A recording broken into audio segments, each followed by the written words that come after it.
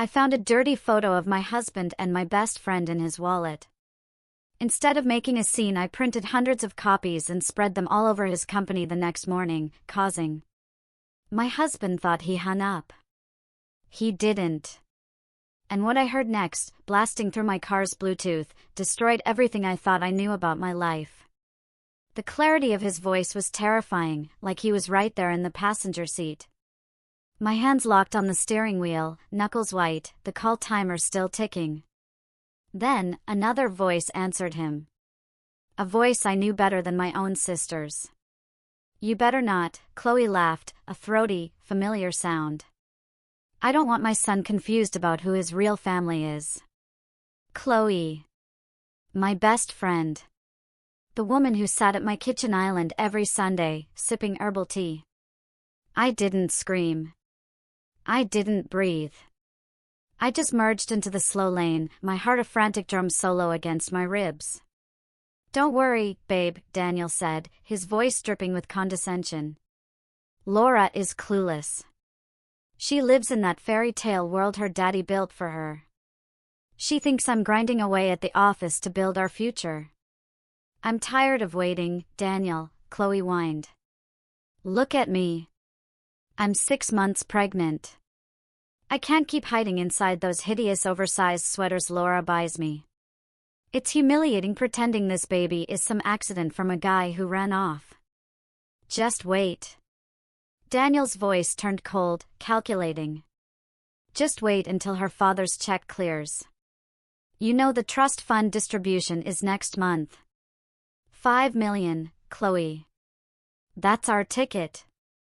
Once that money hits our joint account, I transfer it to the offshore shell, serve her the divorce papers, and we are gone. We'll take the baby and leave her with nothing but her empty house and her dried-up womb." I felt the blood drain from my face. The world outside my windshield blurred. Dried-up womb, the cruelest insult he could possibly throw. He knew how many rounds of IVF we'd tried, how many nights I'd cried in his arms after another miscarriage. He knew I blamed myself. "She's too old to give me a son anyway," Daniel continued, twisting the knife. "She's barren, Chloe. You're giving me the legacy she never could." Then came a sound that nearly sent me off the bridge. A rhythmic whoosh, whoosh, whoosh. "Listen to that," Chloe cooed. "That's your son's heartbeat. Strong, unlike hers." They were at the OB/GYN. The very appointment Chloe told me she was going to alone because she was so scared and lonely. She'd even asked me for money for the copay yesterday. I was shaking so violently the car swerved. A truck blared its horn. I pulled over to the wet shoulder of the highway, hazard lights blinking in the gloom. I sat there, paralyzed, listening to my husband and my best friend kiss. I heard the wet smacking, the murmurs of affection I hadn't received in years. "I love you," Daniel whispered. "We just have to play the game a little longer.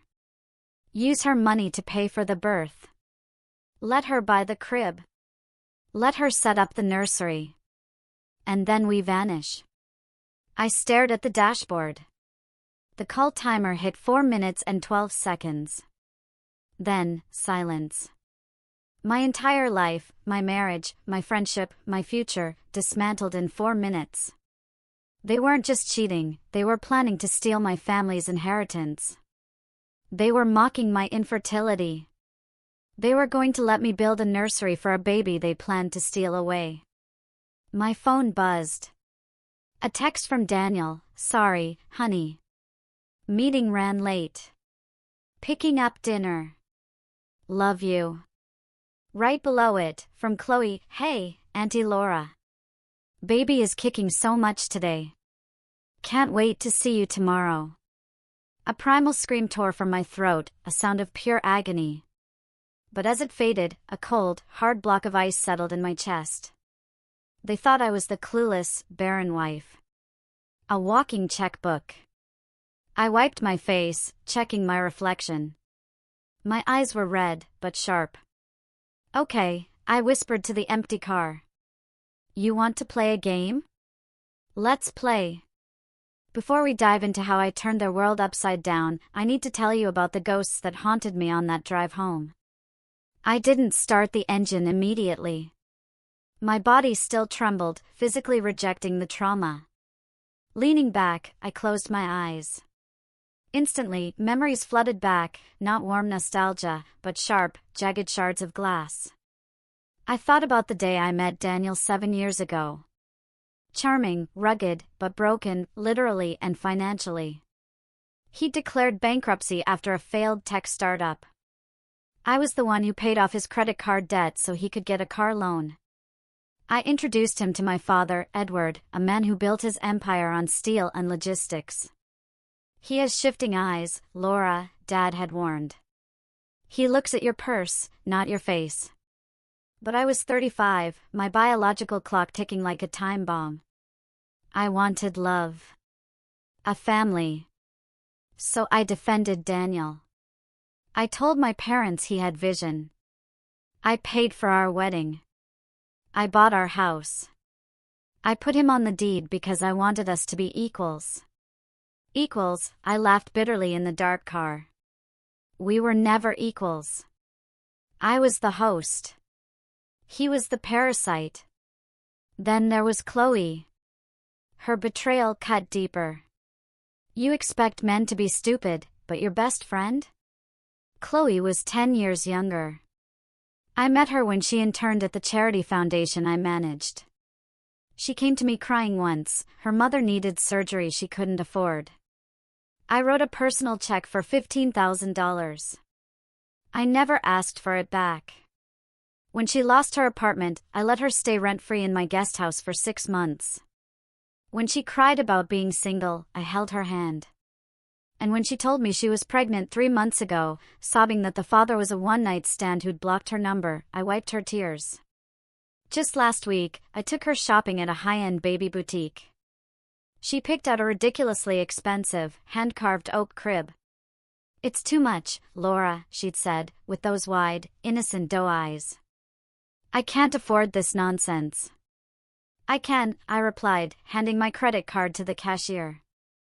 I'm going to be the honorary auntie.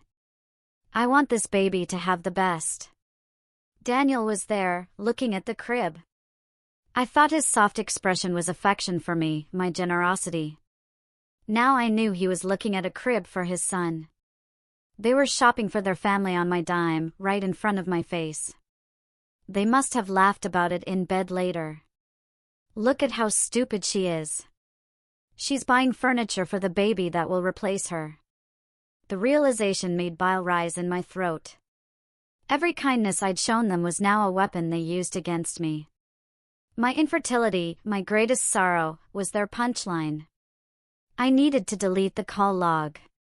If Daniel saw a 4-minute missed call, he'd know I heard everything. He'd cover his tracks, hide the money better. He might even become dangerous. I took a deep breath. I had to go home. Walk into that house, look my husband in the eye, and not claw his face off. I had to be the Laura they thought I was, sweet, oblivious, naive. But the Laura sitting in the car on the side of the I-5 was dead. The woman who turned the key in the ignition was someone else entirely. She was the daughter of Edward Reynolds, a man who chewed up competitors for breakfast. I put the car in drive.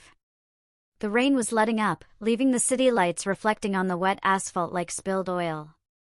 I was going home to a crime scene. But this time, I wasn't going to be the victim. I was going to be the detective, the judge, and the executioner. Pulling into the driveway of our colonial-style home usually brought me a sense of peace. The manicured hedges, the warm yellow light spilling from the porch. It was the sanctuary I'd built. Tonight, it looked like a stage set for a horror movie. I checked my face one last time, applying fresh lipstick to hide my chewed lip.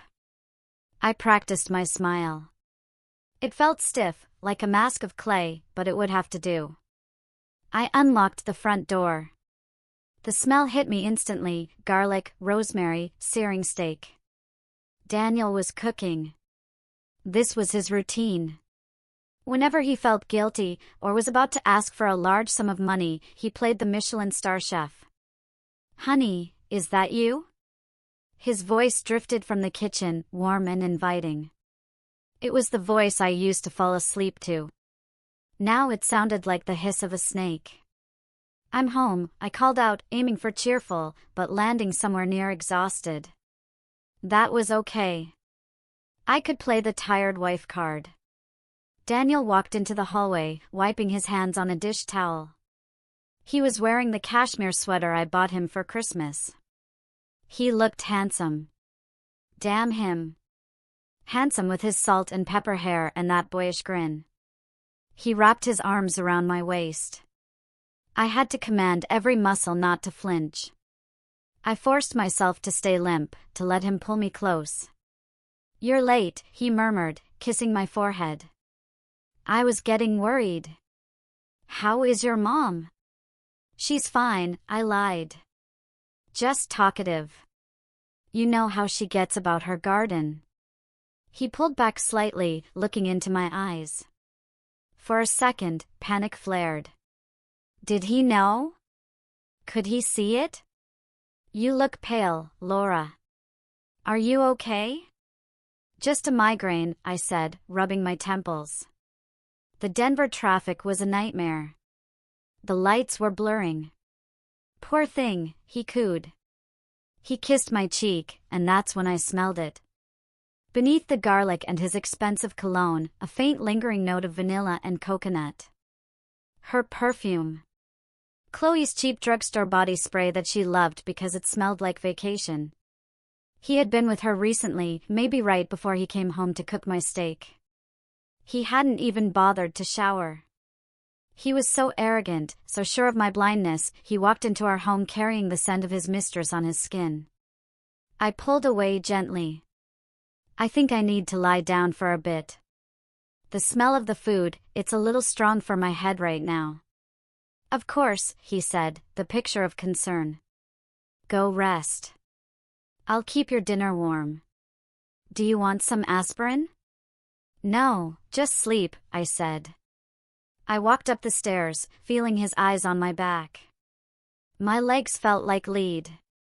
I entered our bedroom, the room where we had tried to conceive a child for 5 years, and locked the door. I walked straight to the bathroom and dry heaved over the sink. Nothing came up, just bitter bile. I turned on the faucet to mask any noise. I splashed cold water on my face, watching the droplets run down like tears I refused to shed. I needed to know more. The phone call was the smoking gun. But in a divorce involving millions of dollars, specifically inherited wealth, I needed a nuclear arsenal. I needed to know exactly where he was planning to move the money. He'd mentioned an offshore shell. I dried my face and walked back into the bedroom. Daniel's iPad was on the nightstand. He usually took it everywhere, but he must have left it charging. My heart rate spiked. I knew his passcode. It was his birthday. Narcissist. I unplugged it and sat on the edge of the bed, my ears straining for the sound of footsteps on the stairs. I opened his messages. He had deleted the thread with Chloe. He was careful about that. But he hadn't cleared his browser history. I clicked on Safari. My fingers trembled as I scrolled. Non-extradition countries. Real estate in Aruba. How to hide assets in a trust. Divorce. Paternity test, accuracy, timeline. And then the most chilling search of all, timestamp 3 days ago, average life expectancy of women with high blood pressure. I froze. I didn't have high blood pressure, but my mother did. Was he planning to wait for my parents to die, too? Or was he hoping the stress of the divorce would end me? I heard the heavy thud of a footstep on the stairs. I quickly locked the iPad, plugged it back in, and dove under the duvet, pulling it up to my chin. I feigned sleep, my breathing shallow and even. The doorknob turned. "Laura," he whispered. I didn't move. He stood there for a moment, watching me. I could feel his presence like a dark shadow. Then I heard the soft ping of a notification from the iPad. He walked over, picked it up, and I heard the tapping of his fingers. "Sleep tight, cash cow," he whispered so low, I almost didn't hear it. He closed the door. I opened my eyes in the darkness. He thought I was sleeping. He thought I was the cash cow. But he forgot that cows have horns, and when they are cornered, they stampede. The next morning, the doorbell rang at 10 a.m. sharp. It was Chloe. I had barely slept. My eyes felt gritty, but I had applied extra concealer and put on a crisp white blouse. Armor. I needed armor. Daniel had left for work early, which probably meant he was looking at real estate listings or meeting with a shady accountant. So, it was just me and the woman carrying my husband's child. I opened the door. There she was. She looked glowing. I had to admit, pregnancy suited her. She was wearing one of the oversized cashmere sweaters I had bought her 2 weeks ago. It cost $400. She had spilled coffee on it already. "Laura," she squealed, leaning in for a hug. I held my breath as her body pressed against mine. I could feel the hard bump of her stomach. It took every ounce of willpower not to shove her backward down the porch steps. "Hi, Chloe," I said, my voice tight. "Come on in." We sat in the sunroom. I poured her a cup of decaf herbal tea, the expensive blend she liked. "So," she said, blowing on the steam. "How are you? Daniel texted me that you had a migraine last night. You poor thing. You really need to take better care of yourself. At your age, stress can be dangerous." At your age. The first dig of the morning. "I'm fine," I said, taking a sip of my black coffee. Just a lot on my mind. Daniel and I were talking about the future. I saw her hand pause midair. "Oh. What about the future?" "Well," I lied smoothly. "I was thinking about the inheritance coming in from my dad. It's a lot of money to manage. I was telling Daniel, maybe we should just donate a huge chunk of it. Start a new foundation, give back to the world instead of hoarding it." Chloe choked on her tea. She coughed violently, setting the cup down with a clatter. "Donate it? All of it? Not all of it?" I smiled, a shark-like baring of teeth. "But most. Daniel and I don't have children. We don't have anyone to leave a legacy to. Why keep millions sitting around when we live so simply?" Panic flitted across her eyes. She rubbed her belly unconsciously, a protective gesture. "But Laura, surely you want to keep some for security? Or what if you guys try for a baby again? Surrogacy is expensive." "No," I sighed, looking out the window at the garden. "Daniel thinks I'm too old. And honestly, maybe he's right. Maybe some bloodlines just aren't meant to continue. Besides, karma has a way of working things out. If you do good, you get good. If you lie and cheat, well, you end up with nothing." I turned my gaze back to her, locking eyes. For a second, the air went still. I saw a flicker of genuine fear in her pupils. Did she know I knew? Then she forced a laugh. High and brittle. "Wow, that's heavy for a Wednesday morning. You're so noble, Laura. But Daniel, does he agree? He works so hard. He deserves to enjoy that money." "Daniel agrees with whatever I say," I said coldly. "He knows who holds the purse strings." Chloe shifted uncomfortably. "Well, speaking of babies, the little guy is kicking up a storm today." She lifted her sweater slightly, showing off the curve of her belly. "Do you want to feel?" It was a power move. A cruel, twisted power move to remind me of what she had, and I didn't. She thought it would make me cry. She thought I would crumble. I stared at her exposed skin. That was my husband's child. Half of his DNA was knitting together inside her. No thanks, I said flatly. I'm not really a baby person anymore. I think I'm over it. Chloe looked stunned. I was supposed to be the weeping, desperate, infertile woman. My indifference threw her off script. Oh, okay. She pulled her sweater down. Well, I just wanted to remind you about the baby shower next month. I know it's a lot to ask, but since you offered to host, I'm still hosting, I interrupted. In fact, I want to make it bigger. Let's invite everyone. Daniel's colleagues, my family, all our mutual friends. Let's make it a massive celebration. Chloe's eyes lit up. Greed. She loved being the center of attention, especially on my dime. Really, you'd do that? Absolutely, I said. I want to give you a party that no one will ever forget. She beamed, oblivious to the threat hidden in my promise. You're the best friend ever, Laura. Seriously, I don't know what I'd do without you. You'd be broken and alone, I thought. I have to run, I stood up abruptly. I have a meeting with my financial advisor to discuss the donation. Chloe stood up so fast she nearly knocked the chair over. Right. Yes. Don't do anything rash though, okay? Talk to Daniel first. I always talk to Daniel, I said, walking her to the door. As she walked to her beat-up Honda Civic, which I knew Daniel was planning to replace with a Range Rover using my money, I pulled out my phone. I dialed the number for the best forensic accountant in the state. This is Laura Reynolds, I said when the receptionist answered. I need to book an urgent consultation. I suspect high-level marital fraud and asset dissipation, and I need a team who can work quietly.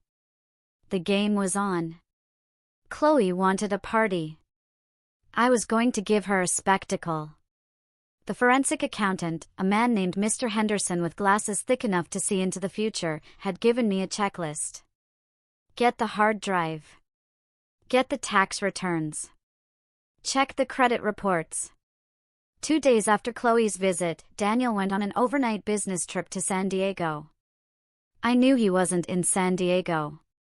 The Find My iPhone feature he thought he had disabled on our shared family cloud account showed his iPad, which he took with him, pinging at a luxury resort 2 hours north.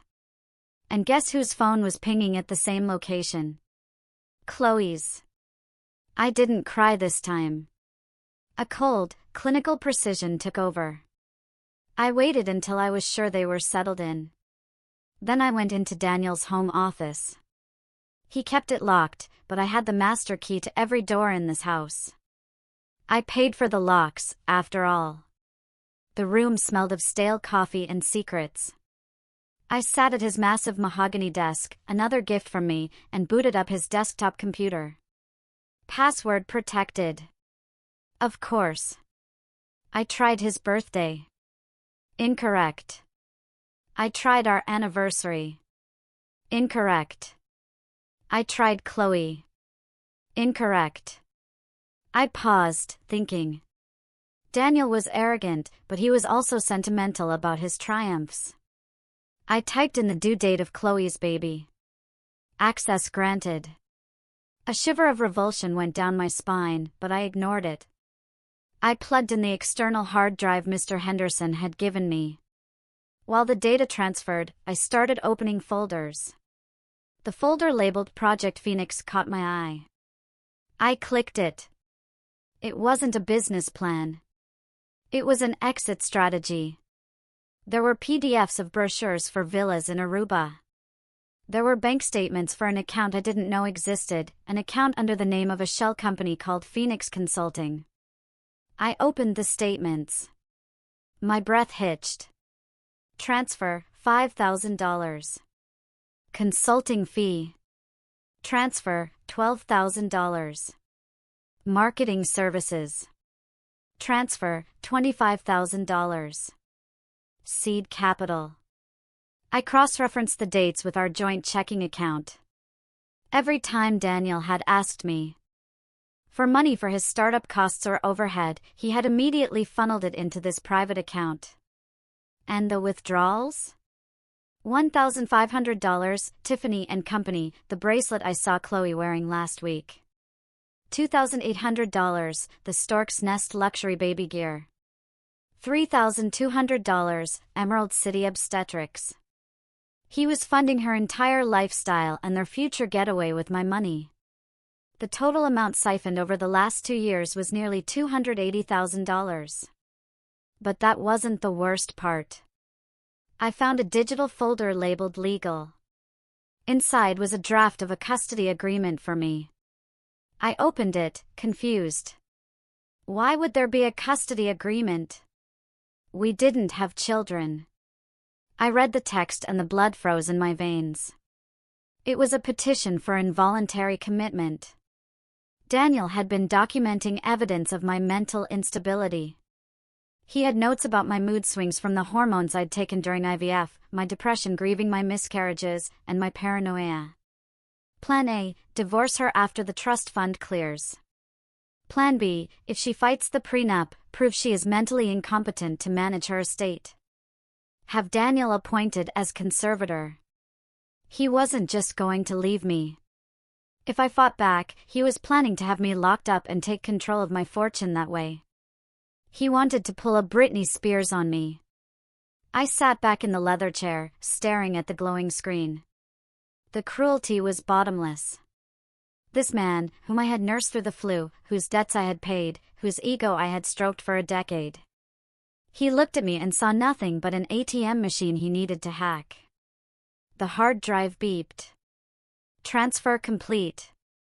I pulled the drive out and slipped it into my bra. I shut down the computer. I wiped my fingerprints off the keyboard and the desk surface. I stood up and looked around the room. I wanted to smash everything. I wanted to take a golf club to his monitors, but I couldn't. Not yet. I needed the big money to drop. I needed them to think they had one. I walked out of the office and locked the door. My hands were shaking, but not from fear anymore. They were shaking with the adrenaline of the hunt. I went downstairs and poured myself a glass of wine. I sat in the dark living room and dialed my father. "Dad," I said when he picked up. "Laura, is everything okay? It's late." "No, Dad, everything is wrong. But I need you to listen to me, and I need you to not get angry. I need you to help me destroy him." There was a pause. Then Edward Reynolds' voice came through, low and dangerous as a growling tiger. "Tell me everything." My parents' estate was an hour away, a sprawling property on the waterfront that Daniel always coveted. He used to walk the grounds and say, "One day this will be ours." I used to think he meant it as a shared legacy. Now I knew he meant it as a conquest. I sat in my father's study the next day. The room was lined with books and smelled of old paper and pipe tobacco. My mother, Catherine, sat next to me on the leather sofa, holding my hand. She hadn't said a word since I played the recording of the phone call and showed them the documents from the hard drive. She just held my hand, her grip surprisingly strong. My father stood by the window looking out at the gray ocean. He was 70 years old, but he still had the posture of a general. Involuntary commitment. He repeated the words, tasting like ash in his mouth. He was going to try to declare you insane. To get control of the assets if the divorce got messy, I said, my voice steady. He knew the prenup protects the principle of the trust, but not the income generated during the marriage. If he controls the accounts, I should make him disappear, my father said simply. He turned around, his eyes cold. I have friends, Laura. He could just disappear. No, I said. That's too easy. And I don't want you going to jail for a worm like him. I want him to suffer. I want him to think he's won the lottery and then realize the ticket is fake. I want him to be humiliated in front of everyone he tried to impress. And I want Chloe to realize she bet on a losing horse. My mother finally spoke. The trust distribution, she said. That's what they are waiting for. The 5 million. Yes. I nodded. Next month. We stop it, my father said. I'll call the lawyers. We freeze everything. If we freeze it now, he'll know I know, I argued. He'll panic. He'll hide the assets he's already stolen, the $280,000. He'll delete the evidence. He'll spin the narrative that I'm the crazy one. I need to catch him in the act of trying to steal the big pot. My father sat down at his desk, steepling his fingers. So, you want to trap him? I want to dangle the carrot, I said. I want to make the carrot bigger. 5 million is good. But 10 million? 10 million makes people sloppy. My father smiled, a slow, predatory grin that I recognized from his business negotiation days. You want me to restructure the trust, or at least pretend to? Exactly, I said. Tell him you're so impressed with how he's handled whatever fake business he talks to you about, that you want to move the assets early, but to avoid taxes, we need to move it into a joint investment vehicle, something he has to sign for. A liability trap, my father mused. We set up a shell company. We make it look like an investment fund. We transfer assets into it, but actually we transfer debt. Or we make him sign a personal guarantee for a loan to buy into the fund. Make him sign a personal guarantee for a $10 million credit line, I suggested. Tell him it's to leverage the investment. He'll sign anything if he thinks he gets access to the cash. And once he signs that guarantee, my father continued, we call the loan. He'll be personally liable for $10 million he doesn't have. He'll be bankrupt, I said again. And this time, I won't be there to bail him out. My mother squeezed my hand. And the girl, she said. Chloe wants a baby shower, I said, my voice hardening. I'm going to give her one. That's where we drop the hammer. I want the papers served there. I want the revelation to happen there. My mother nodded. I'll handle the catering. We'll make sure it's an event to remember. We spent the next 3 hours mapping out the details. Project Green Inheritance was born. We drafted the fake legal documents. My father called his most vicious lawyer, a man named Victor, who scared even me, to prepare the real divorce filing and the fraud lawsuit. When I left my parents' house that evening, I felt lighter than I had in years. The victim was gone. The architect of their destruction was driving the car. I texted Daniel, great meeting with Dad. He wants to talk to you about a massive opportunity. Hurry home. I saw the 3 dots of his reply appear instantly. On my way. Love you. Love me. Right. He loved the smell of money. And he was about to catch a whiff of the biggest meal he'd ever choke on. That evening, I set the stage. I opened a bottle of vintage Cabernet, one Daniel had been saving for a special occasion. I lit candles. I put on the jazz playlist he liked to pretend he understood. When he walked in, he looked flushed. He had probably driven 90 miles an hour to get here after my text.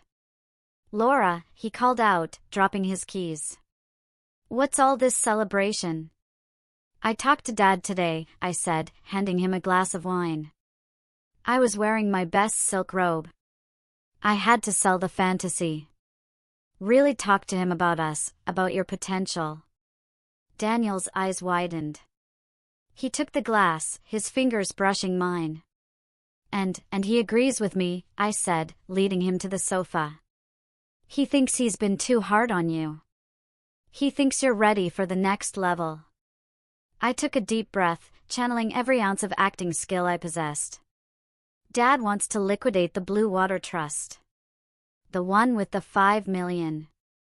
Daniel nodded, trying to look calm, but I saw the pulse jumping in his neck. Okay. And distributed to you? No, I said. He wants to double it. He wants to combine it with his personal liquidity fund. $10 million, Daniel. He wants to transfer it into a new management LLC. And he wants you to be the managing partner. Daniel stopped breathing. I literally saw him stop breathing. 10 million. Control. Power. It was everything he had ever wanted. Managing partner, he choked out. Me? Yes, I beamed. He says he's getting too old to micromanage these aggressive funds. He needs young blood. He wants to set it up next week.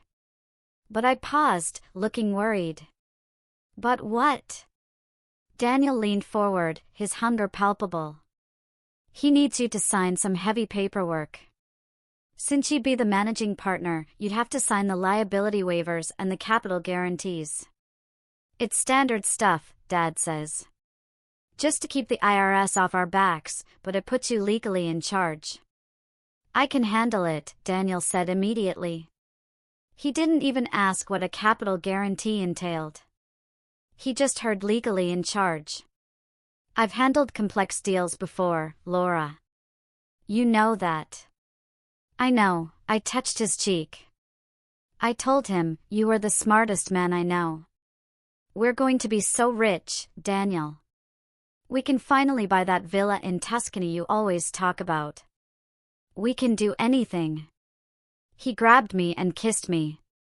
It was a passionate, fervent kiss. But it wasn't for me. It was for the $10 million. I kissed him back, thinking about how much I was going to enjoy watching him sign his life away. I need to make a call, he said, pulling away abruptly.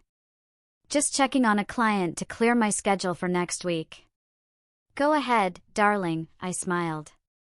He practically ran into the hallway. I stayed on the sofa and quietly picked up the baby monitor receiver I had hidden under a stack of magazines. I had placed the transmitter in the hallway planter earlier that day. I put the receiver to my ear. Chloe, listen to me. Daniel's voice was a frantic whisper. We have to wait. No, shut up and listen. It's 10 million. 10. Double the payout. Pause. Chloe must have been screaming on the other end. I know you want to leave now, Daniel hissed. But can you imagine the difference between 5 and 10? We can live like royalty. We never have to work again. Just hold on. 2 more weeks. The paperwork gets signed next week. Once the funds hit the LLC, I wire it out and we are ghosts. Pause. I love you, too. Look, buy yourself something nice. Buy that car you wanted. Put it on the emergency card. It doesn't matter anymore. We're going to be richer than God. He hung up. I set the receiver down.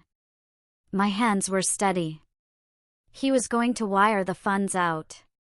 He thought he was going to empty the account. He didn't know that the account he would be given access to would be a restricted escrow account, and the wire transfer he attempted would trigger the immediate enforcement of the personal guarantee. He was going to attempt grand larceny, and in doing so, he would trigger a debt that would bury him.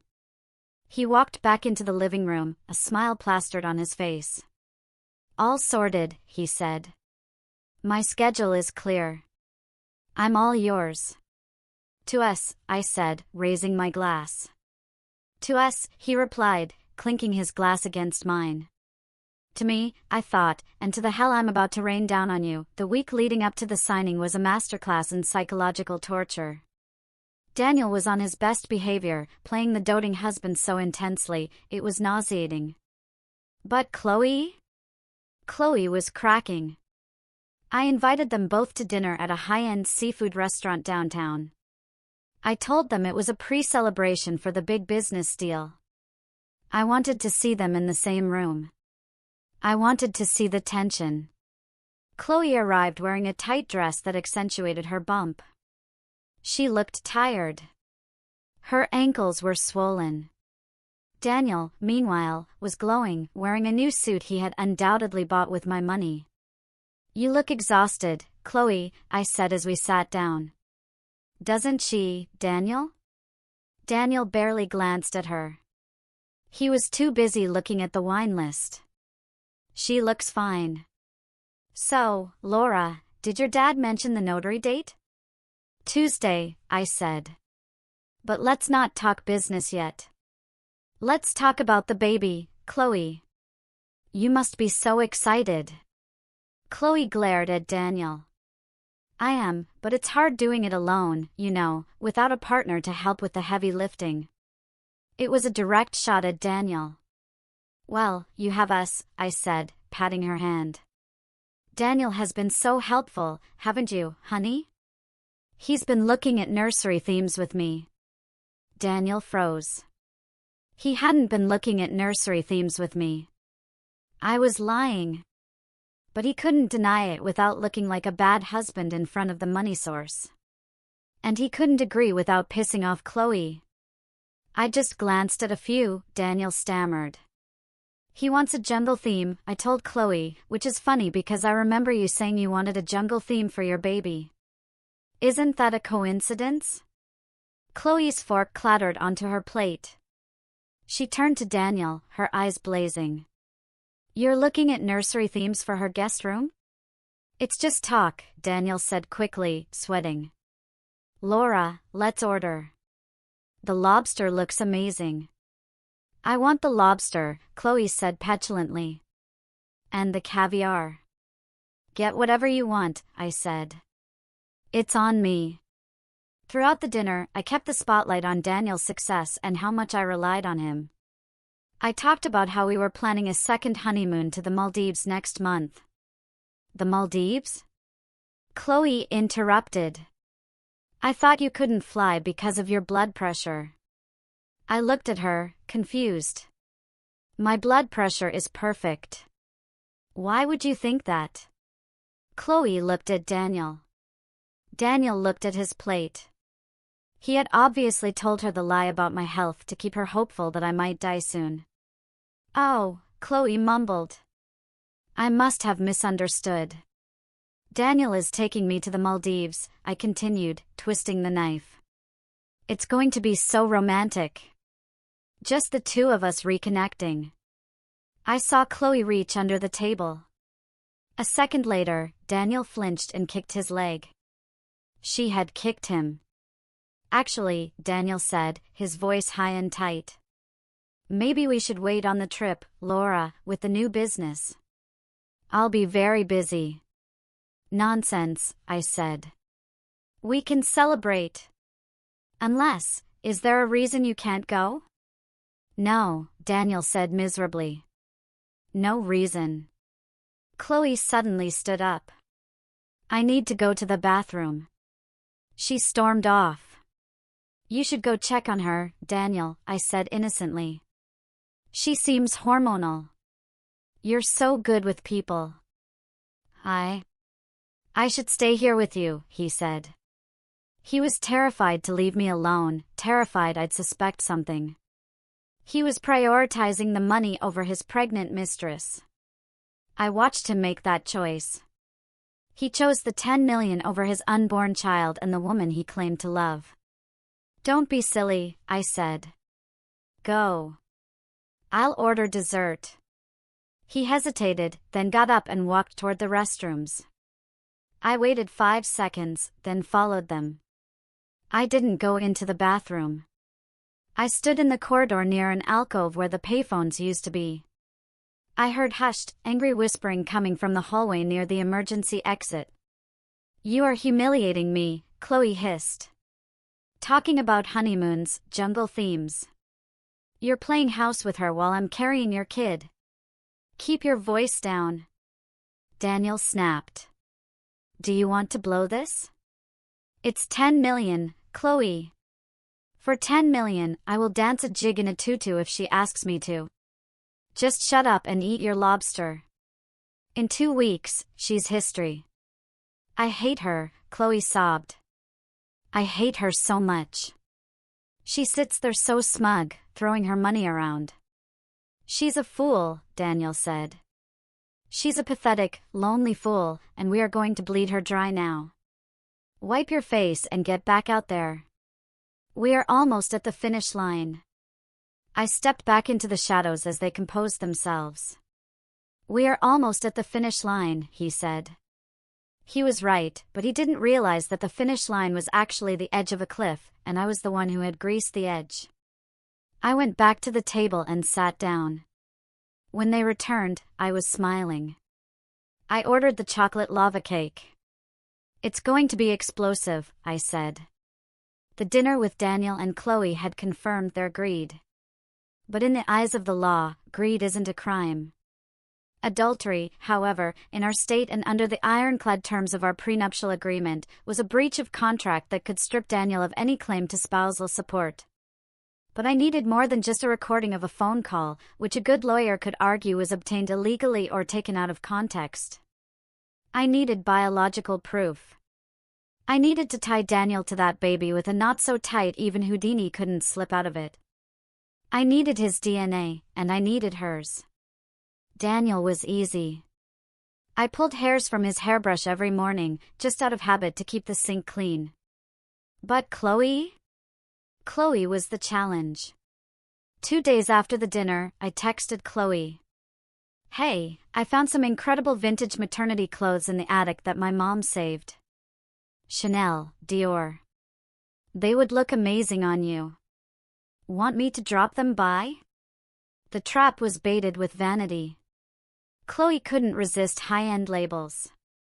She texted back immediately, OMG, yes. I'm at the apartment. Come over. The bachelorette pad she claimed she was renting with her savings. In reality, it was a $3,500 a month condo in Scottsdale that Daniel paid for using funds siphoned from my retirement account. I drove over with a garment bag full of clothes I had bought at a thrift store and dry cleaned to look expensive. When she opened the door, the smell of the place hit me. It smelled like him. His cologne was in the air. His shoes were by the door. It was a second home. A shadow life they were living right under my nose. Laura! She hugged me, her eyes immediately darting to the garment bag. You are a lifesaver. Nothing fits me anymore. Happy to help, I smiled, stepping inside. Can I use your restroom? That coffee went right through me. Sure. Down the hall, she said, already unzipping the bag to get to the Chanel. I walked into the bathroom. It was masterfully cluttered with her beauty products. And there, in a ceramic cup by the sink, were 2 toothbrushes, one pink, one blue. I pulled a Ziploc bag from my purse. I grabbed the blue toothbrush, Daniel's. I knew the brand. He had sensitive gums. I bagged it. Then I grabbed a hairbrush full of long blonde strands from the counter. Chloe's. I bagged that, too. But I needed something directly linking the pregnancy to Daniel. A toothbrush proves he sleeps here, not that he's the father. I opened the cabinet under the sink. Nothing but towels. I checked the small trash can in the corner. It was mostly tissues and makeup wipes. I dug a little deeper, ignoring the revulsion rising in my throat, and there it was, a crumpled piece of thermal paper. I smoothed it out. It was a receipt from the OB/GYN clinic from 3 days ago. Emerald City Obstetrics. Patient, Chloe Stevens. Guarantor/responsible party, Daniel Vance. Service, 24-week ultrasound. He had signed for it. He had literally put his name on the financial responsibility form for the ultrasound.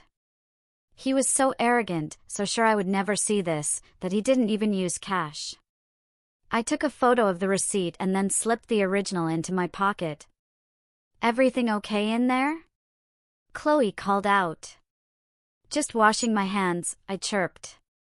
I flushed the toilet for effect and walked out. Chloe was holding up a silk blouse against her chest in the hallway mirror. This is gorgeous, she said. Is it real vintage? It is, I lied. It looks perfect on you. Wear it to the party. I will, she beamed. By the way, Daniel said the business deal is happening Tuesday. He seems stressed but excited. He is, I said, walking to the door. He's about to become a very powerful man, Chloe. We should all be ready for changes. I'm ready, she said, rubbing her belly. I was born ready. I drove straight to the private lab my lawyer, Victor, had recommended. I handed over the Ziploc bags and the receipt. I need a rush on this, I told the technician. I need a paternity profile and a comparative analysis. I need to know that the DNA on this blue toothbrush matches the DNA of the father, and I need it to match the guarantor. We can have a preliminary match in 48 hours, the technician said. But for court admissible, I don't need it for court yet, I interrupted. I need it for a video presentation. He looked at me confused but took the credit card. Driving home, I felt a strange sense of calm. The pieces were locking into place. I had the financial trap set with my father. I had the social trap set with the party. And now I had the biological trap. Daniel came home that night whistling. He kissed me on the cheek. Big day tomorrow with your dad, he said. I've been reviewing the prospectus. You're going to do great, I said, stroking his lapel. Just make sure you sign everything. Dad hates hesitation. I won't hesitate, Daniel promised. He had no idea. He was about to sign his own death warrant, and he was whistling while he did it. Tuesday morning arrived with a gray, ominous sky, the kind of Denver weather that usually made Daniel complain about his joints. But today, he was electric. He spent an hour in front of the mirror adjusting his tie, checking his teeth. He looked like a man preparing to accept an Oscar. Do I look like a managing partner? He asked, turning to me. You look like a $10 million man, I said. It wasn't a lie. That was exactly the amount of debt he was about to incur. We drove to my father's office in the city. The Reynolds building was a steel and glass monolith that Daniel always stared up at with envy. Today, he walked in like he owned it. My father, Edward, was waiting for us in the boardroom. The table was long enough to land a plane on. Sitting next to him was a man Daniel didn't know. Mr. Victor, introduced simply as the family's legal consultant for the trust. Daniel, my father said, standing up but not offering a hand. Good to see you, Edward. Daniel nodded, trying to match my father's gravitas. Ready to get to work. Excellent. Let's not waste time. My father slid a stack of documents across the polished mahogany. They were thick, bound in blue covers, looking every bit the official transfer of wealth Daniel had dreamed of. As Laura explained, my father began, his voice smooth as aged whiskey. We are consolidating the Blue Water assets into a new entity, Vance Reynolds Capital, to avoid the gift tax and the inheritance delays. We are structuring this as a leveraged buy-in. Daniel nodded sagely, but I could tell by the glaze in his eyes he didn't understand half of what Edward was saying. He just heard Vance Reynolds Capital, his name. First, you will be the sole managing director, Victor piped up, tapping the paper. This gives you unrestricted trading authority. However, to satisfy the SEC and the banking covenants, the director must personally guarantee the leverage line. It's a formality. The assets cover the loan 10 times over. Of course, Daniel said, reaching for the silver pen. Standard procedure. Read it carefully, Daniel, I said softly, feigning concern. It's a big commitment. He shot me a look that said, shut up. Let me handle this. I know what I'm doing, Laura, he flipped to the signature page. He didn't read the clause on page 42 that defined the assets as non-liquid and subject to a 5-year lockup. He didn't read the clause on page 50 that stated the leverage line was callable immediately upon any evidence of marital infidelity or misappropriation of funds. And he certainly didn't read the fine print that made the personal guarantee absolute, piercing the corporate veil, meaning they could come after his car, his clothes, and any future earnings. He signed his name with a flourish. Daniel Vance. Done, he said, capping the pen. My father watched him, his face unreadable. Welcome to the deep end of the pool, Daniel. When do the funds hit? Daniel asked, his hands trembling slightly. The account is active as of now, Victor said, checking his watch. You have trading power. Daniel let out a breath he must have been holding for years. He looked at me, and for a second I saw the mask slip. It wasn't love in his eyes. It was triumph. He thought he had just stolen my family's legacy. We should celebrate, Daniel said. Dinner, champagne. I have a better idea, I said. Let's save the big celebration for the baby shower on Saturday. It will be a double celebration. New life, new business, right? The baby shower? Sure.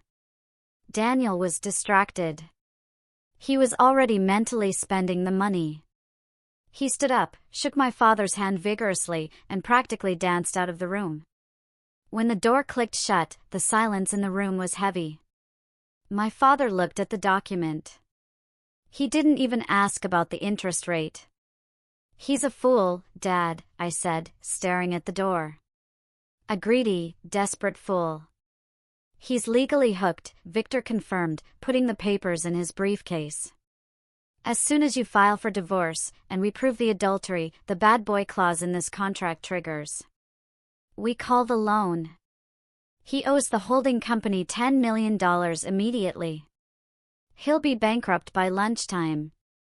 And the funds he thinks he has access to? I asked. Restricted escrow. Victor smiled, a shark-like expression. He can see the money on a screen, but he can't move a cent out without a counter-signature, which he won't get. I walked over to the window and looked down at the street. I saw Daniel walking out of the building. He stopped on the sidewalk, pulled out his phone, and made a call. Even from 20 stories up, I knew who he was calling. Chloe. He was telling her they were rich. Enjoy it, Daniel, I whispered against the glass. You have exactly 4 days to feel like a king. The audacity of Chloe Stevens knew no bounds. When she asked for the baby shower, I thought she meant a small gathering. But once she thought Daniel had secured the $10 million, her demands spiraled into insanity. She didn't just want a party, she wanted a coronation. I want gold, she told me over coffee, showing me her Pinterest board. Gold balloons, gold tablecloths, gold dust on the cupcakes. I want to look like royalty. Gold it is, I said, writing it down. Gold, like the money you think you're stealing. And the cake, she continued. I want a 3-tier cake. And for the reveal, I don't want just a balloon pop. That's so basic. I want a video, a montage of my journey, ending with the color reveal on a big screen. I looked up at her. She was practically handing me the weapon to end her with. A video on a big screen, I repeated slowly. That is a brilliant idea, Chloe. I can put that together for you. I have all those photos from our trips and the ones you sent me of the ultrasound. Yes, she clapped her hands. Use the ultrasound pics and put some emotional music behind it. Something like 1,000 years. I'll make sure it's very emotional, I promised. She wanted the party at my house. Of course, she did. She wanted to parade her fertility in the home of the barren woman she was betraying. She wanted to stand in my living room, surrounded by my friends, eating my food, and secretly laughing at me. Are you sure you're okay with this, Laura? She asked, putting on a fake pout. I know, the baby stuff is hard for you. I'm over it, I said, sipping my tea. Really? I'm just happy for you and for the father, whoever he is. Chloe smirked. Oh, he'll be happy. Trust me. Saturday arrived. The gender reveal day. My house was transformed into a glittering palace of deception. Gold streamers hung from the chandeliers. A catering team, paid for by me, was setting up a buffet of lobster sliders and truffle fries. Daniel was pacing the hallway looking nervous. Is this too much? He asked, adjusting his tie. People might talk. Why are we doing this for your assistant? She's my best friend, Daniel, I said, fixing his collar. And besides, we're celebrating us, too. Remember the deal? We can announce it to everyone tonight. Right. He relaxed slightly. The deal. Guests started arriving at 2 p.m. It was a mix of Daniel's business associates, who he wanted to impress with his new wealth, my family, who were all in on the plan, and Chloe's friends, a gaggle of women who looked at me with pity, clearly knowing more than they should. Chloe arrived in a white limousine. She stepped out wearing a gold sequin gown that hugged her bump. She looked like she was arriving at the Met Gala, not a backyard barbecue. Welcome to the party, she shouted, waving to everyone. She walked straight to Daniel and gave him a hug that lasted 3 seconds too long. I watched from the balcony. The way she looked at him, it wasn't just love, it was ownership. She thought she owned him now. She thought she owned this house, this life. My mother walked up beside me. She was wearing black, like she was attending a funeral. In a way, she was. Are you ready? Mom asked. I've been ready for a lifetime, I said. The server is set up, Mom whispered.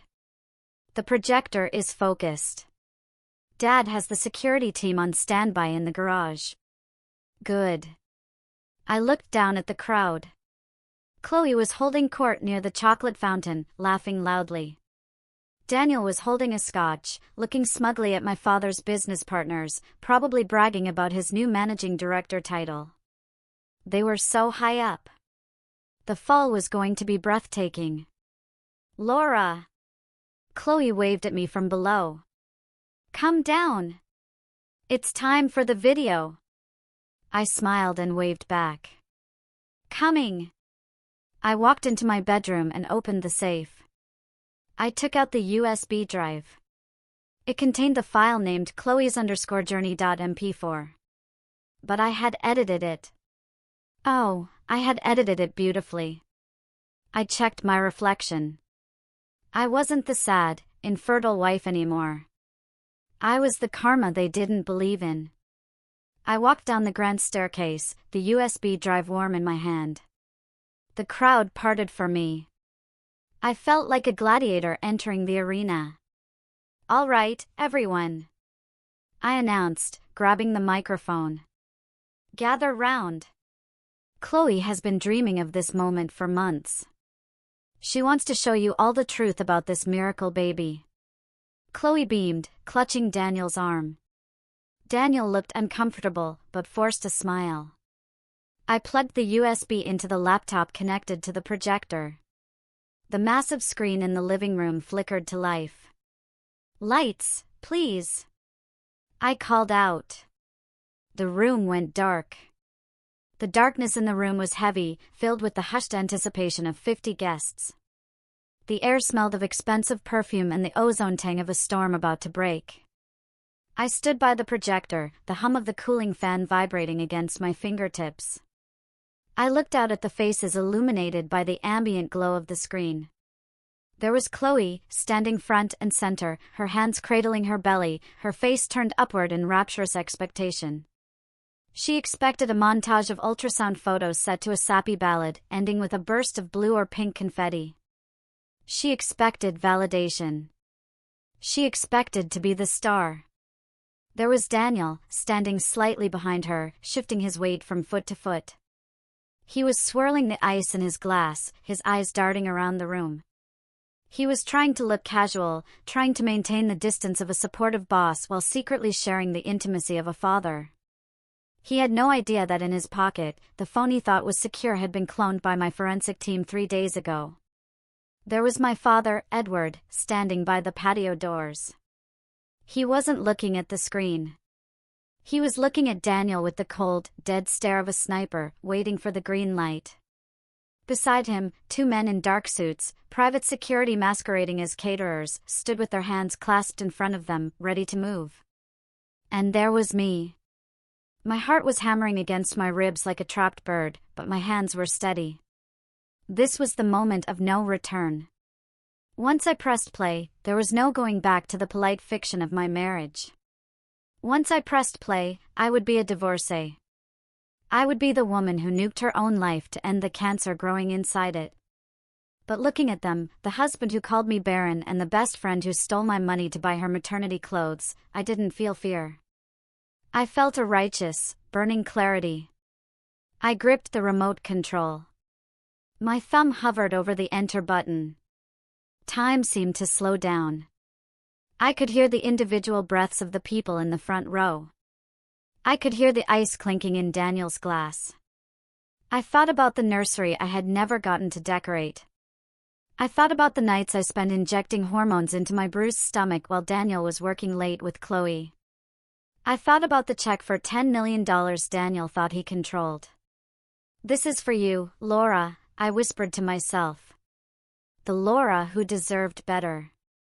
I looked directly at Daniel. For a split second, our eyes locked in the dim light. He frowned. He saw something in my face. Not the adoration he was used to, but a shark-like flatness. His smile faltered. He took a half step forward, his mouth opening to ask a question. "Laura," he mouthed. It was too late. I pressed the button. The screen flared to life, casting a harsh white light over Daniel's terrified face.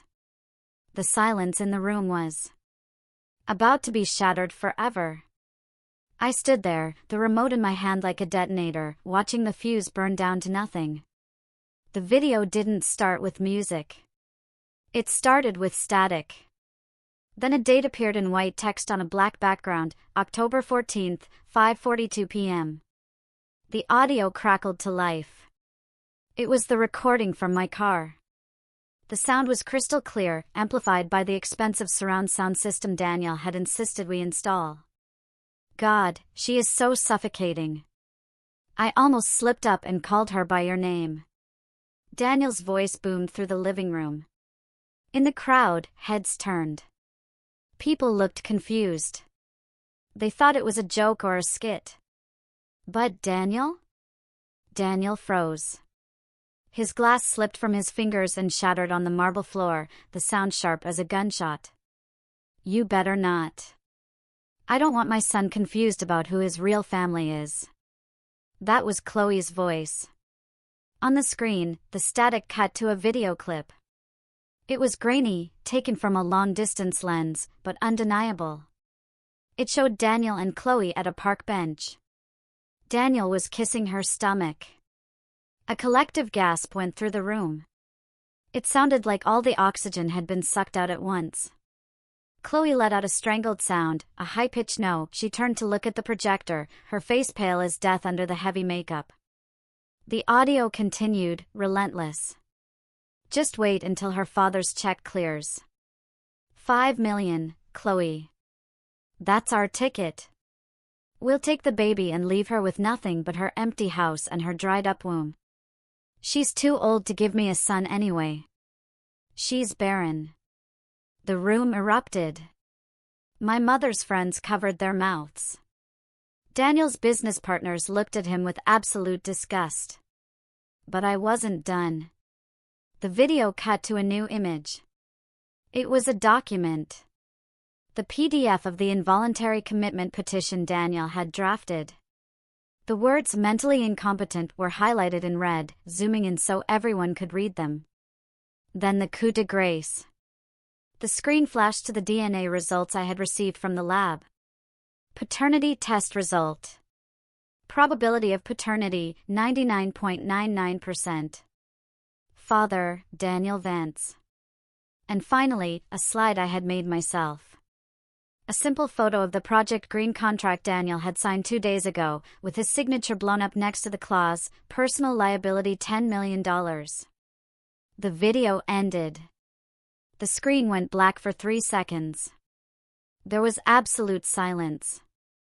Then chaos. "You bastard!" Chloe screamed. She wasn't looking at me. She was looking at Daniel. "You said she didn't know. You said it was safe." Daniel was shaking, his face a mask of terror. He looked at the crowd, then at me. He tried to laugh, a manic, broken sound.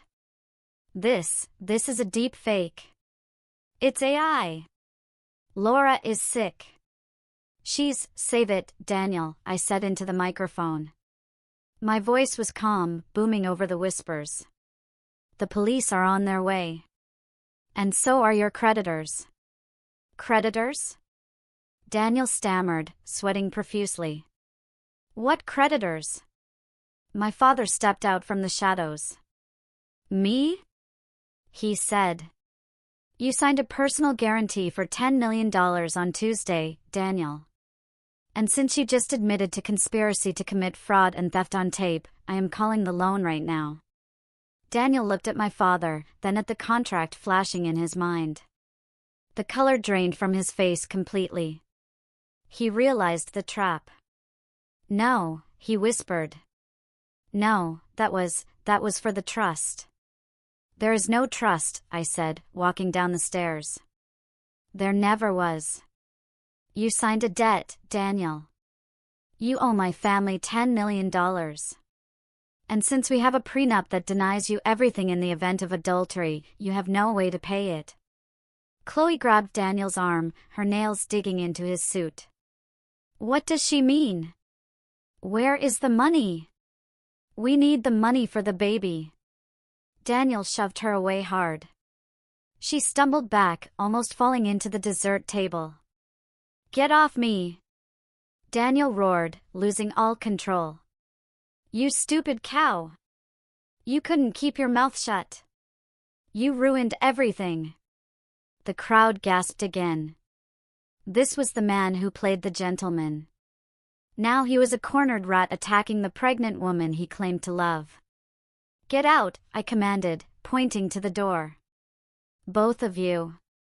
Get out of my house. Laura, please. Daniel turned to me, his eyes wild, switching tactics instantly. He fell to his knees. Actually, dropped to his knees in the middle of the gold confetti. Laura, baby, listen. She trapped me. She seduced me. It was a mistake. I love you. I was just saying those things to keep her quiet until I could get rid of her. It was pathetic. It was revolting.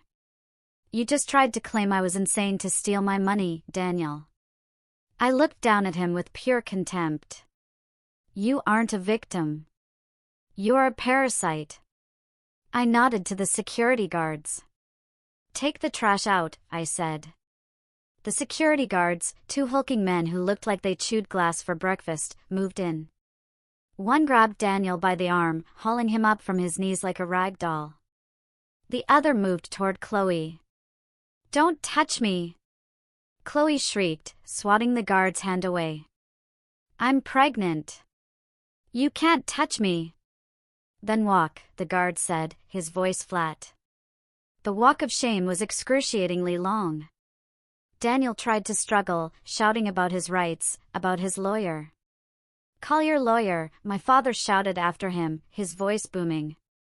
He's already seen mine on Monday. As they were dragged toward the front door, the guests parted like the Red Sea. No one looked at them with sympathy. Even Chloe's friends were filming on their phones, live-streaming the downfall of the woman who had bragged about her rich baby daddy for months. At the door, Daniel grabbed the door frame, desperate. He looked back at me, tears streaming down his face. Laura, think about what you're doing. We have 15 years. You can't just throw me away. You threw us away the moment you decided my womb wasn't good enough, I said. Goodbye, Daniel. The guards shoved them out into the rain and slammed the heavy oak door. The sound echoed through the house, a finality that felt like a guillotine dropping. Silence returned to the room. The party was ruined. Obviously. The gold balloons looked tacky now. The cake was uncut. I stood at the bottom of the stairs, trembling, not from fear, but from the massive adrenaline dump leaving my body. My mother walked up to me and wrapped me in a hug. "It's over," she whispered. "You did it." "I'm sorry," I said to the guests, my voice shaking slightly. "There won't be a cake cutting. Please take the food home, and thank you for coming to the show." Then something amazing happened. Mrs. Albright, the head of the charity board and the biggest gossip in town, started clapping. Slow, steady applause. Then my cousin joined in. Then Daniel's former business partner. Soon the whole room was applauding. They weren't clapping for the drama. They were clapping for me. They were clapping for the woman who refused to be a victim. I let out a sob, a laugh mixed with tears. Outside, the drama wasn't over. Through the window, we could see flashing lights. My father had called the police, not to arrest them for the fraud that would come later, but for trespassing and causing a disturbance, just to add to the humiliation. I watched through the sheer curtains. Daniel was arguing with a police officer, gesturing wildly at the house. Chloe was sitting on the curb in the rain, her gold dress soaked, crying into her hands. The Range Rover she thought she was getting was nowhere to be seen. Her beat-up Honda was still parked down the street. They were turning on each other. I could see Daniel screaming at her, pointing a finger in her face.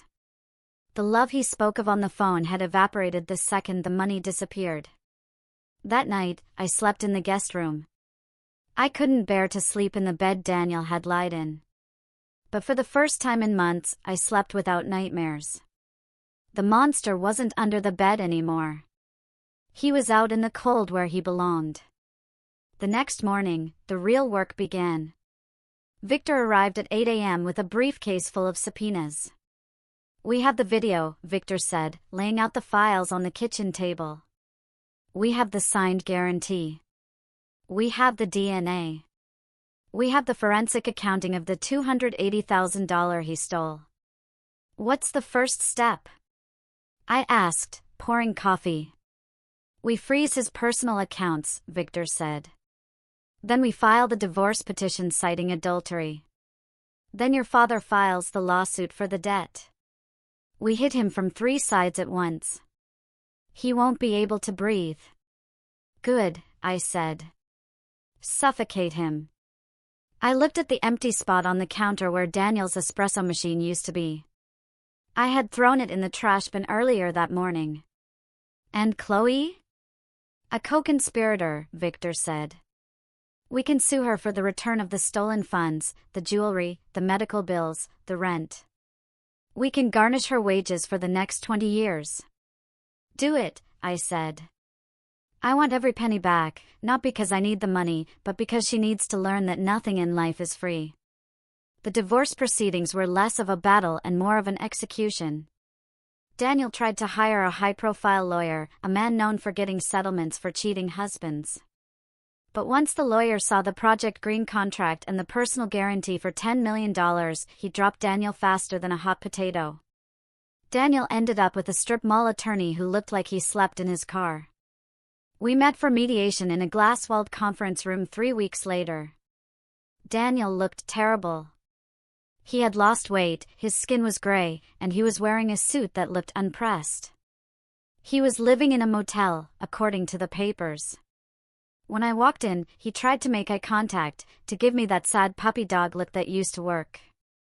I looked right through him. "My client," Victor began, "is offering nothing." Daniel's lawyer sighed. "Look, Mr. Vance is destitute. The debt to Vance Reynolds Capital is crushing him. He can't pay it. He's filing for Chapter 7 bankruptcy." "Bankruptcy won't clear the debt incurred through fraud," Victor said cheerfully. We have evidence he signed that guarantee under false pretenses of managing a fund he intended to embezzle from. That's non-dischargeable. Daniel slammed his hand on the table. I didn't embezzle anything. I never got the money. Because we stopped you, my father said from the corner of the room. Attempted grand larceny is still a crime, Daniel. Daniel slumped back in his chair. What do you want? He whispered. We want you to sign the divorce papers uncontested, Victor said. You walk away with your personal effects, clothes, and shoes. No claim on the house, no claim on the retirement funds, no spousal support. And you agree to a repayment plan for the $280,000 you stole during the marriage. I can't pay that. Daniel cried. I have a baby coming. Not my problem, I said. It was the first time I had spoken. He looked at me with hatred. You're heartless, Laura. You know that. You're a cold, heartless bitch. I learned from the best, I replied calmly. He signed. He had no choice. If he fought us, we would press criminal charges for the fraud and the wiretapping. He had recorded me without consent, as we found on his laptop. He left the meeting with a suitcase of clothes and a debt that would follow him for the rest of his life. The bankruptcy court took his car.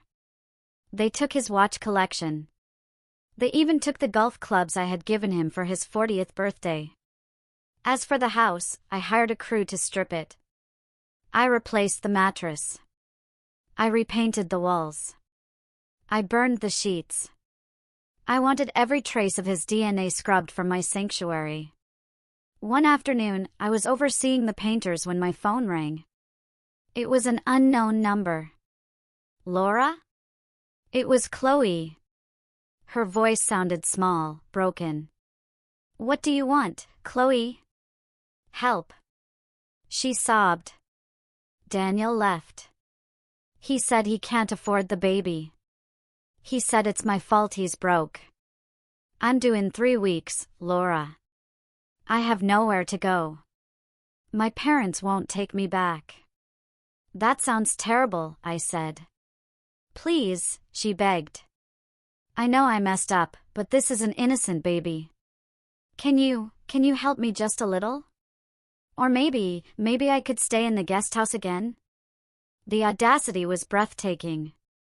She actually thought she could play on my sympathy one last time. Chloe, I said, my voice hard as steel. You didn't just mess up.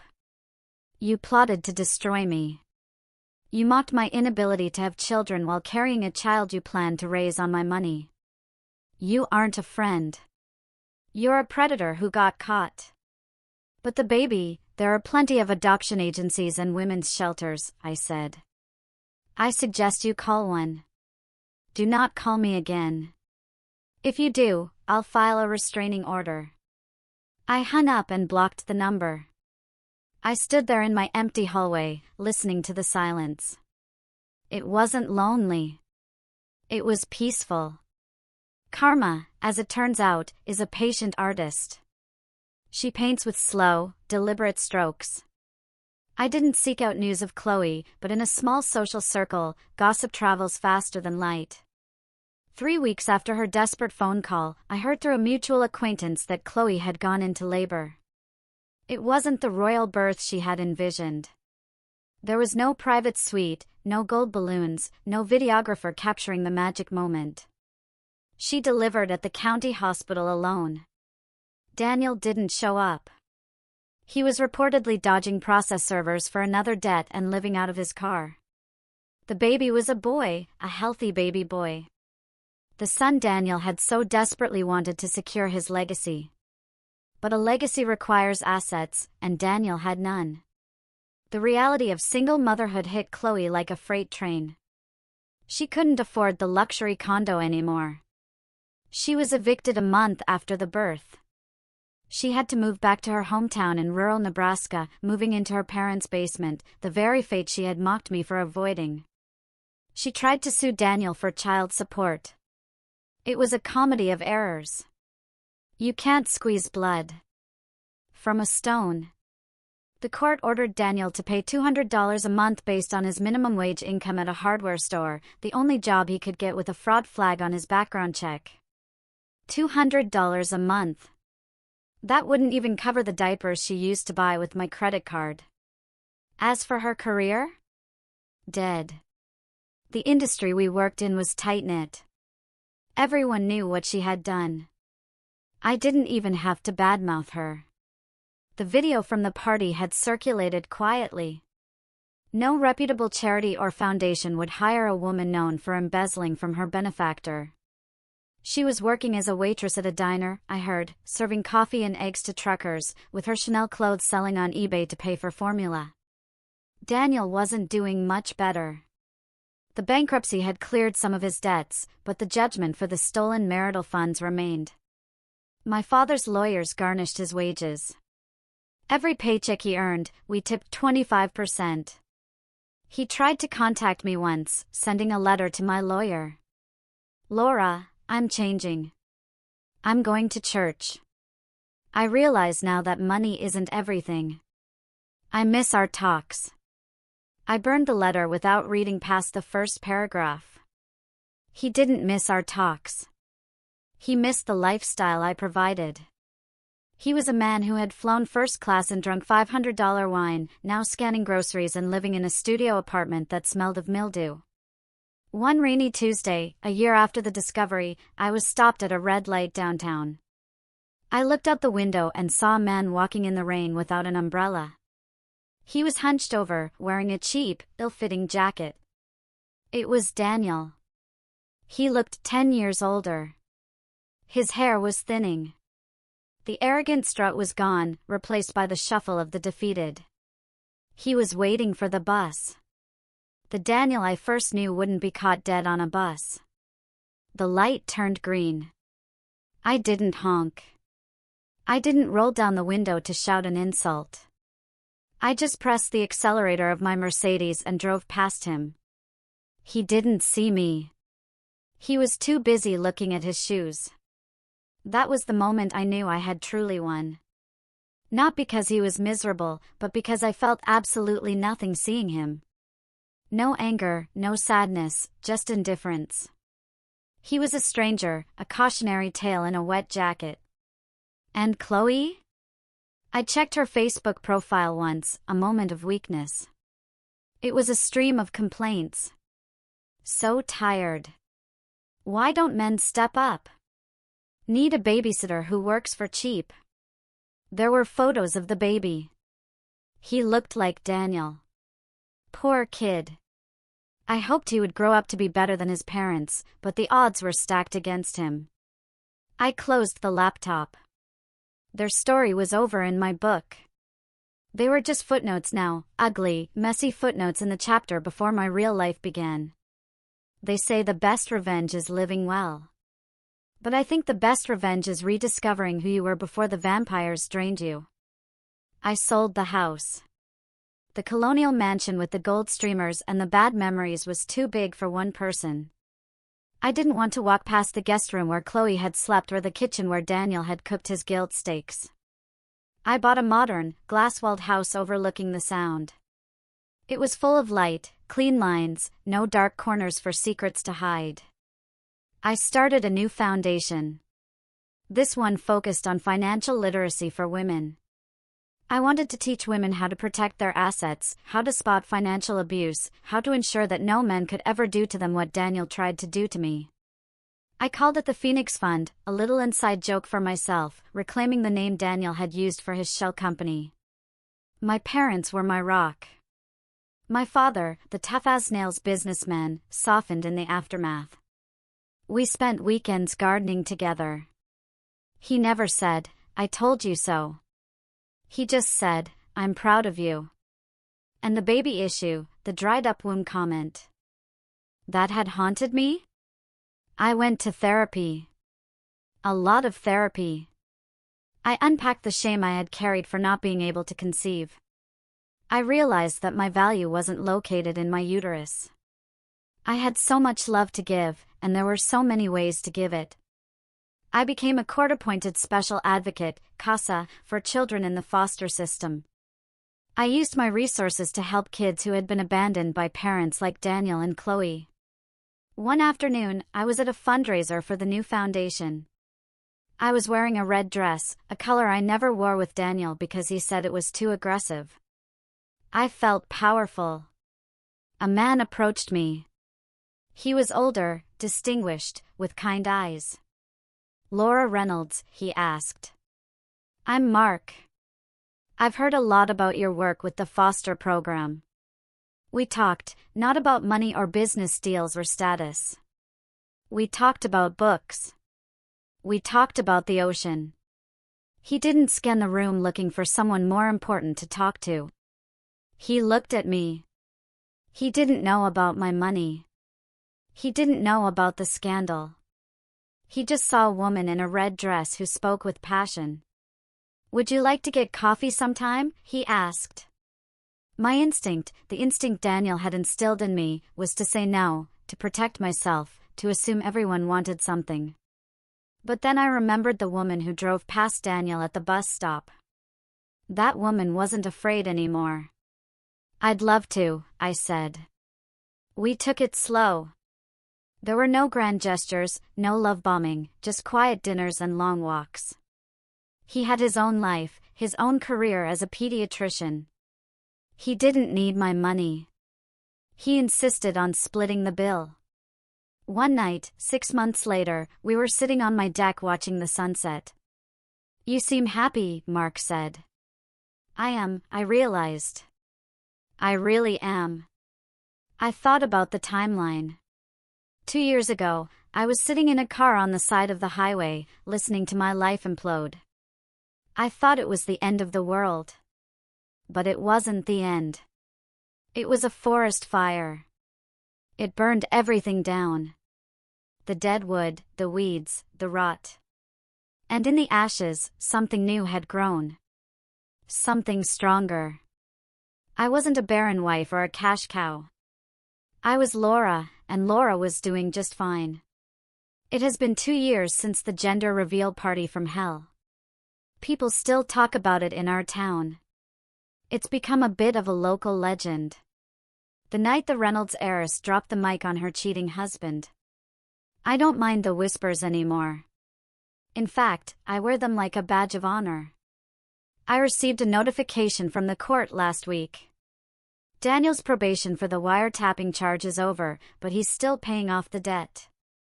He will be paying it off until he's 90. I donate every single check I receive from his garnished wages to a charity that provides diapers to single mothers.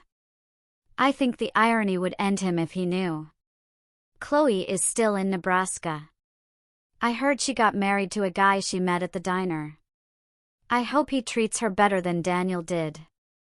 And I hope she treats him better than she treated me. I don't wish her harm anymore. Her life is small, and for someone like Chloe who craved grandeur, that is punishment enough. As for me, I'm sitting on the beach as I record this. Mark is down by the water teaching a little boy how to skip stones. That little boy is Leo. He's 5 years old. I didn't give birth to him. I met him through my advocacy work. He had been bounced around 3 foster homes.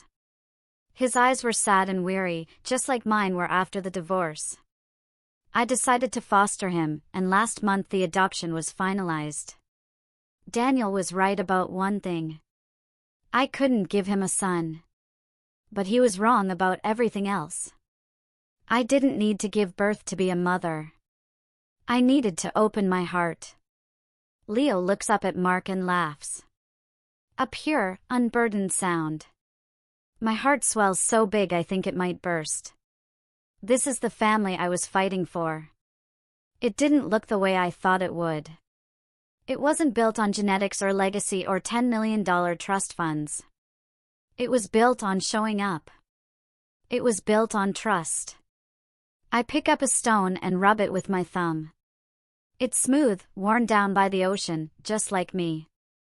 I want to tell you, if you are listening to this and you feel trapped, if you are sitting in your car suspecting the worst, or if you are lying in bed next to a stranger who used to be your husband, I want you to know that the explosion isn't the end. The explosion is the exit door. Walk through it. Let it burn. Let the truth destroy the lie you've been living in. It will hurt. God, it will hurt. You will feel like you are dying. But you aren't dying. You are waking up. And on the other side, the air is clean. The light is real. And you are free. What would you do if you discovered such a betrayal?